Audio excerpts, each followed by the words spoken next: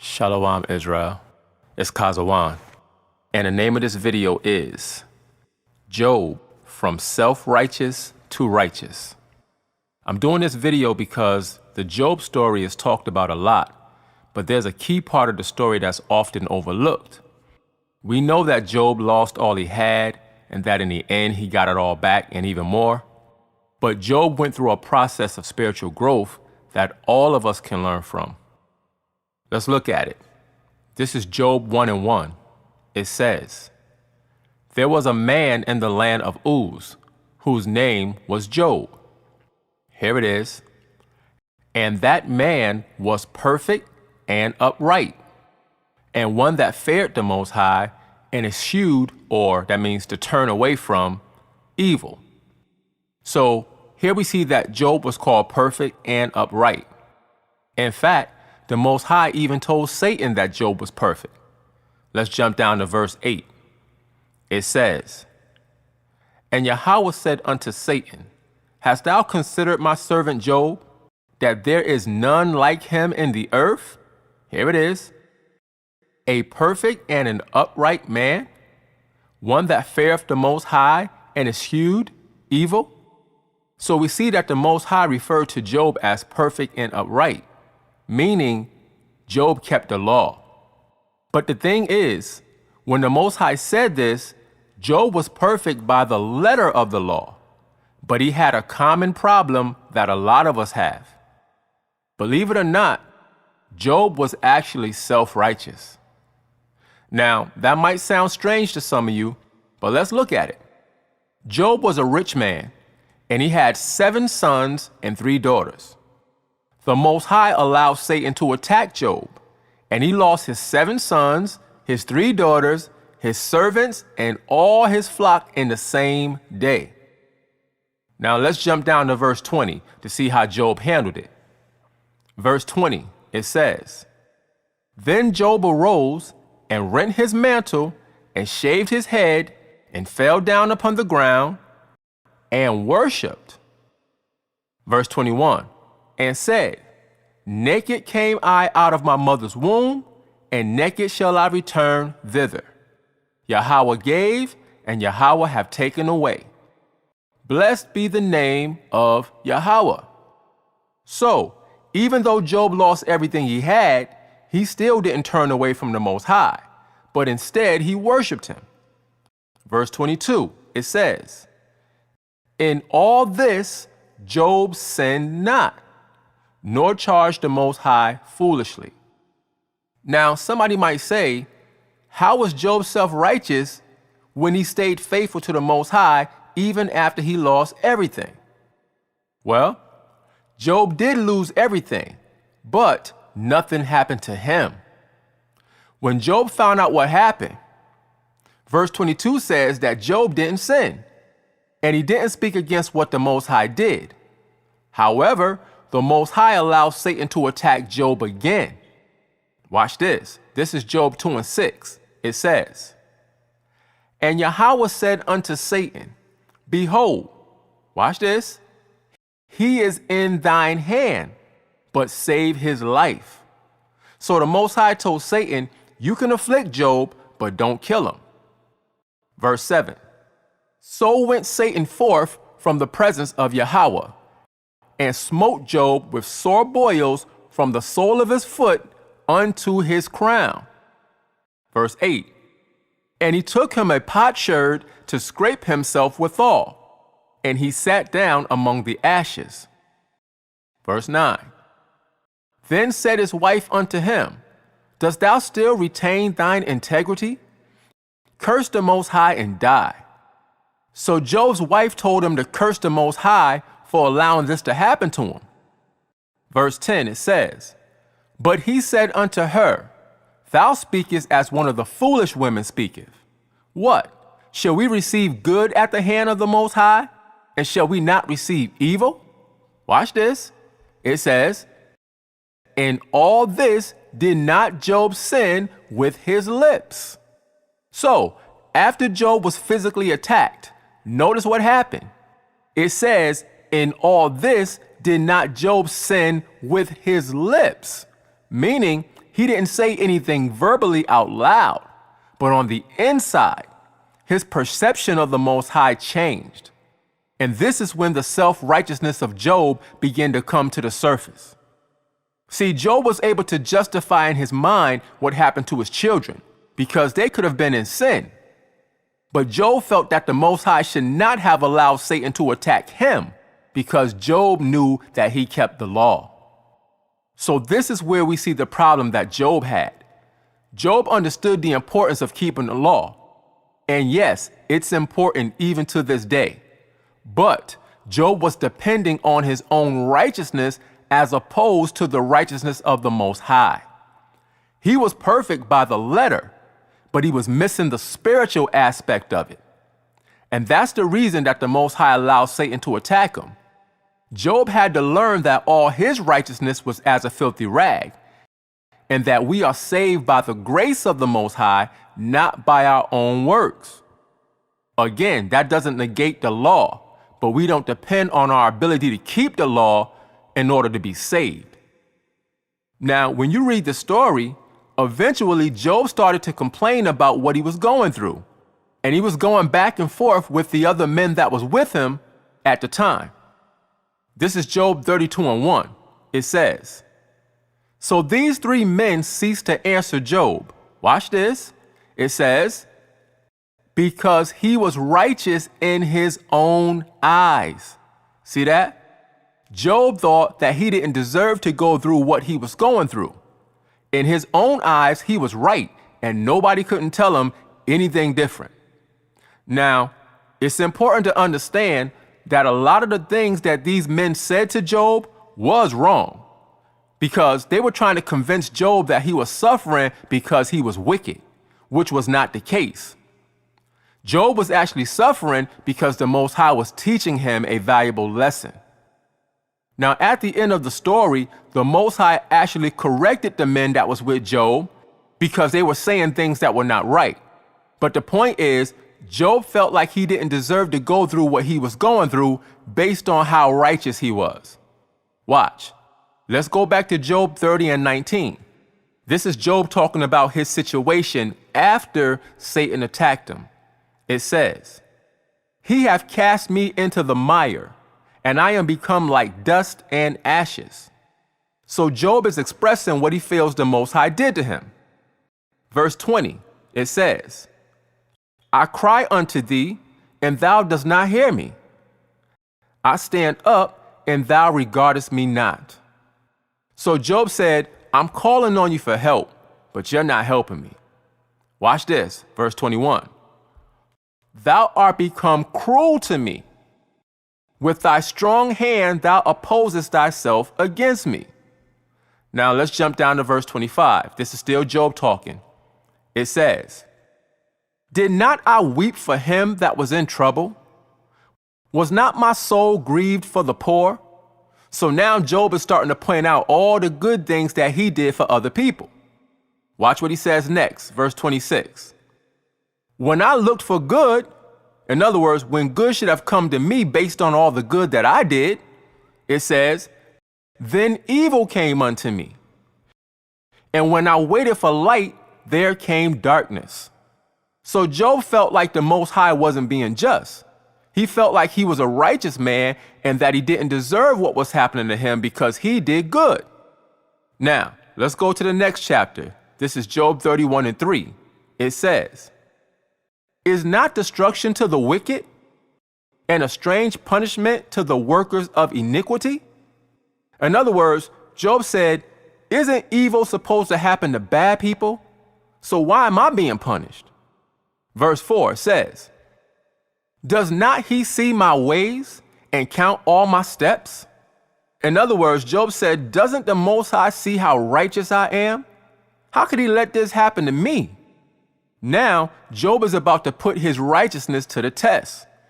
Verse 5, it says, "If I have walked with vanity, or if my foot have hasted to deceit." Verse 6, "Let me be weighed in an even balance, that the Most High may know mine integrity." So basically, Job said, try me and see if I'm not on point. See if what I'm saying about myself is not the truth. So Job is really going over the top now about how righteous he is. That takes us back to Job 32:1. Let's look at it again.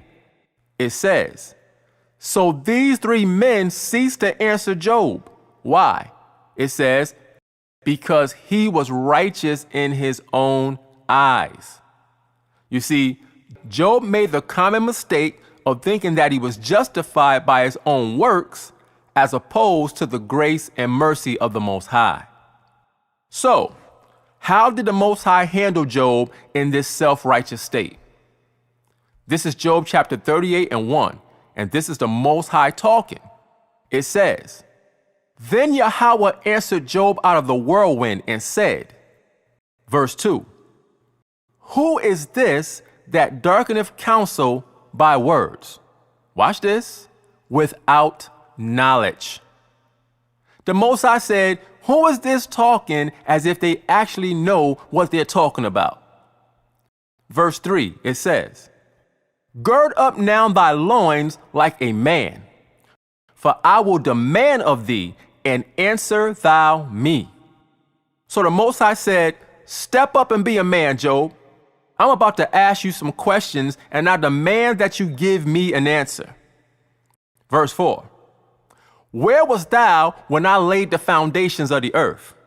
Declare if thou hast understanding. So the Most High said, where was you at, Job, when I created the world? Since you feel like you know what I should and shouldn't do, you must have been there with me in the beginning when I made all of this. Where was you at, Job? Verse 5, it says, who have laid the measures thereof, if thou knowest? Or who have stretched the line upon it? Verse 6, whereupon are the foundations thereof fastened? Or who laid the cornerstone thereof? So the Most High is hitting Job with questions that Job doesn't have a clue about how to answer. And the Most High keeps asking him questions like this for the rest of chapter 38 and chapter 39. Let's jump ahead to chapter 40 and verse 1. It says, moreover, Yahweh answered Job and said, shall he that contendeth with the Almighty instruct him? In other words, are you really going to try to tell me what's right and wrong, Job? It says, he that reproveth the Most High, let him answer it. So the Most High said, since you're trying to correct me, Job, on what I did, answer these questions. Now, after the Most High put Job in his place, Job started to humble down somewhat.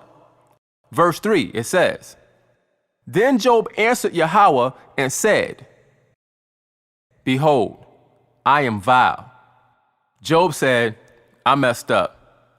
It says, what shall I answer thee? In other words, what am I going to say? I can't answer those questions.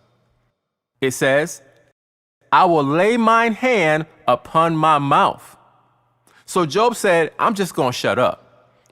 Verse 5, once have I spoken, but I will not answer.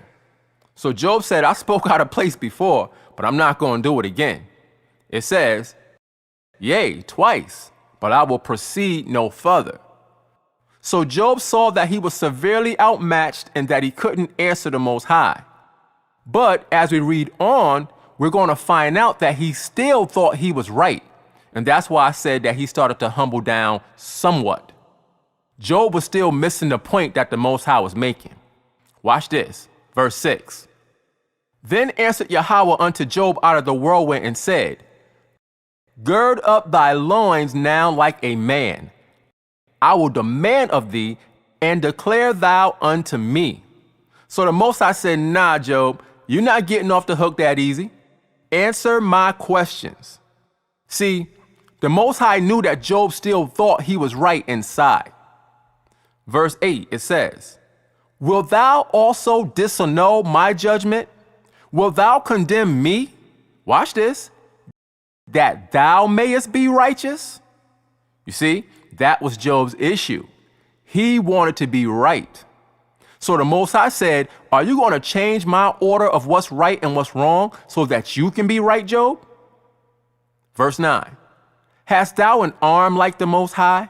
Or canst thou thunder with a voice like him? Watch this. verse 10, deck thyself now with majesty and excellency, and array thyself with glory and beauty. So the Most High is flipping on Job. He said, let me see your majesty and your glory and your power, Job. What you got? Verse 11, cast abroad the rage of thy wrath, and behold everyone that is proud, and abase him. Verse 12, look on everyone that is proud, and bring him low, and tread down the wicked in their place. Verse 13, hide them in the dust together, and bind their faces in secret. The Most High said, show me your power, Job. Let your wrath loose on the wicked, and bring the proud down. Verse 14, then will I also confess unto thee that thine own right hand can save thee. So the Most High said, if you can do all these things, then I will agree with you that you should be the one in charge, and that you do know what's right and what's wrong. Now, when you read on, the Most High keeps going through this whole chapter and chapter 41. Now, somebody might say, why is he going so hard at Job? But it's because Job did humble himself by not responding, but he still felt within himself that he was right. The Most High wanted Job to actually change how he felt and to acknowledge that the Most High knows what's right. Let's jump ahead to Job chapter 42 on verse 1. It says, then Job answered Yahweh and said, verse 2, I know that thou canst do everything, and that no thought can be withholden from thee. You see that? Job knew that the Most High knew what he was actually thinking. So now Job is going to go back to the question that the Most High asked him in chapter 38. Here it is, verse 3. Who is he that hideth counsel without knowledge? In other words, Job said, you asked me this question earlier and I couldn't answer it. It says, therefore have I uttered that I understood not. Job said, I was talking about things I have no understanding of. It says, things too wonderful for me, which I knew not. Verse 4, hear I beseech thee, and I will speak. So Job said humbly to the Most High, I'll speak if you're willing to listen. It says, I will demand of thee. In other words, I will ask of thee. The word demand in this verse is the Hebrew word sha'al, which means to ask or inquire. So Job wasn't saying, I'm demanding you to speak to me. Job was actually saying, I will ask of thee. It says, and declare thou unto me. In other words, Job said, I'm going to humble myself and ask you questions and get the understanding from you. Now watch this, verse 5. I have heard of thee by the hearing of the ear. In other words, Job said, I only knew you before based on what I heard about you. It says, but now mine eye seeth thee, meaning now I see for myself how you actually are based on my own experience.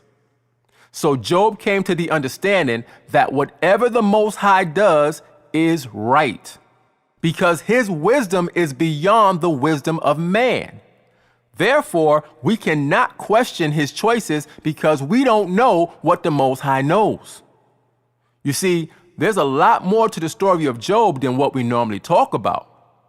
The Most High didn't just send Satan against Job for fun because he didn't have nothing better to do.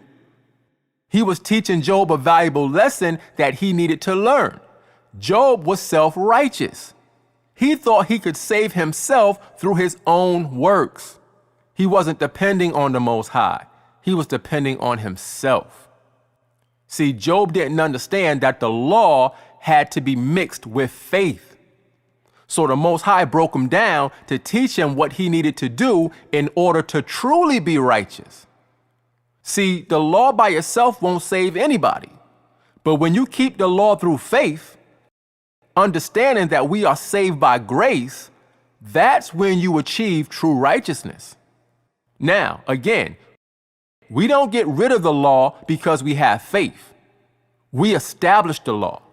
However, we depend on the grace and mercy of the Most High to ultimately save us, because all of our righteousness is as a filthy rag.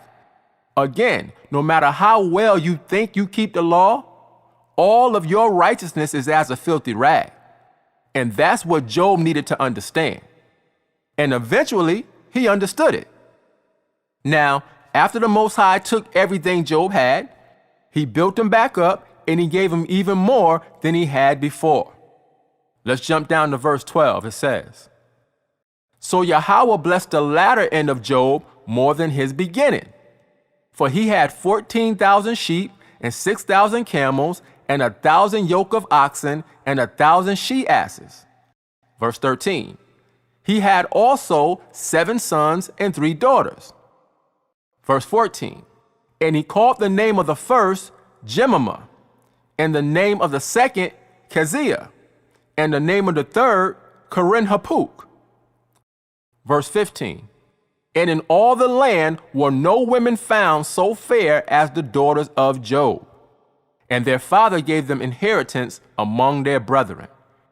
Verse 16, "After this lived Job 140 years, and saw his sons and his sons' sons, even 4 generations." Verse 17, "So Job died being old and full of days."